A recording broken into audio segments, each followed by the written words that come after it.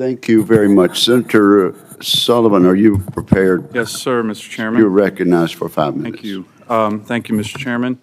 So I need to get a commitment from all the nominees. First, congratulations on your nomination, and thanks to you and your families for your desire to serve your country again. Most of you have done it already in many capacities, so thank you on that.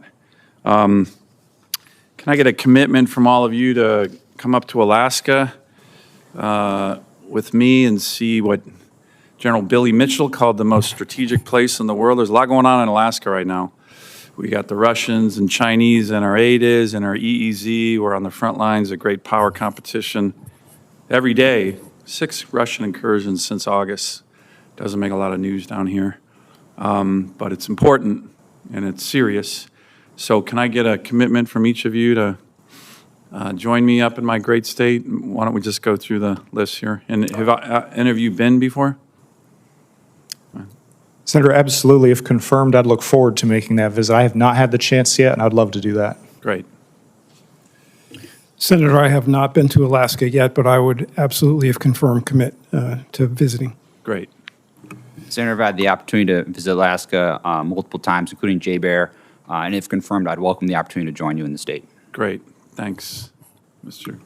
Senator Sullivan, I have not visited Alaska yet, but I look forward to doing so. Good. Well, thank you. And, you know, we had a hearing the other day. I was a little bit hot under the collar on kind of responsiveness. Can I get a commitment from all of you, if confirmed, that you'll work with the committee, the chairman, the ranking member, all of us? There's a lot of knowledge here over the years, decades, centuries, on military matters. We're not always right, but, you know, we want to work with you guys to make you successful. This is a really bipartisan committee. The national defense of our nation is pretty much a bipartisan issue. So can I get a commitment that, if confirmed, that you will work with us, be responsive, you know, get your cell number, things like that? I certainly don't abuse that, but it's important to have a good relationship. Can I get each of yours commitment on that? Absolutely, Senator. Yes, Senator. Great. Yes, Senator. Okay.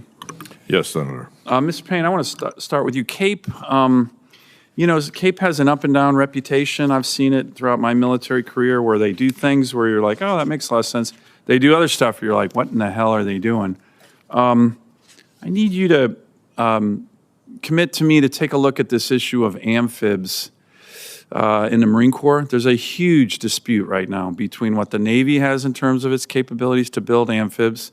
They're typically not interested in purchasing or building amphibs, or I would just say it's low on their priority. For the Marine Corps, it's kind of number one, right? And for combatant commanders, it's very high up there as well.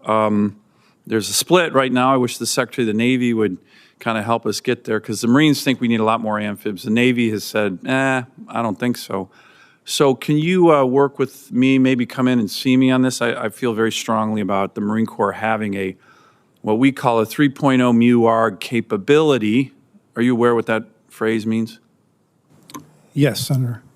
Do you agree with that phrase? Do you agree with that as a part of our strategy as it deals with amphibs and Marine Corps capability to deploy, kicking doors anywhere in the world?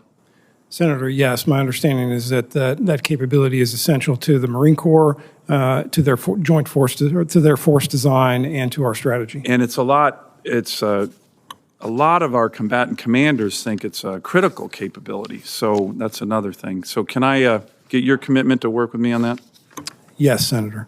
Mr. Velez Green, you've written a lot on the Homeland. I think that's a important focus. It's kind of the start, really, of national security, I think. I had a good meeting with Undersecretary Colby yesterday, where he walked me through a lot of the pillars of the NDS that the Pentagon's working on right now, which I appreciated a lot. Give me your sense on Homeland Security, and in particular the Arctic. As I mentioned, there's so much going on. You know, when I first got here, I'll never forget, the Obama administration had its Arctic strategy. I held up in a hearing with the Secretary of Defense and said, this is a joke. It's a joke, right? It was all about climate change. Had nothing to do with real wars. mentioned climate change a bunch of times, mentioned Russia once in a footnote. It was a joke.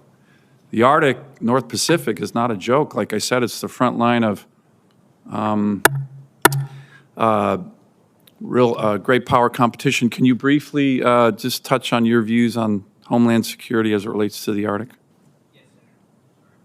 Yes, Senator. I would say first and foremost, in cognizant of time, Alaska is the homeland, so we have a responsibility to defend Alaska just as a starting point. I think in terms of defending the lower 48 as well, Alaska has long played a vital role from a missile defense perspective and otherwise. I expect that will continue to be the case for no other reason other than physics and geography.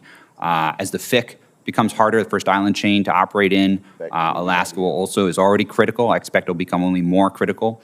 With Yeah, that, the one big beautiful bill, we got $115 million to reopen the ADAC Navy base, which we want you guys to implement, not fight. But that's an example of what you're talking about. Yes, Senator. And maybe as just a brief last point, one of the things I took from my visit to Alaska when I was an NSA to a member on this committee was the value of the Arctic training capabilities in Alaska that's just not possible elsewhere and does have application across a variety of AORs. And so that's just another example of Alaska and the Arctic's vital role in our nation's defense. Great, good, thank you. Thank you, Mr. Chairman. Thank you.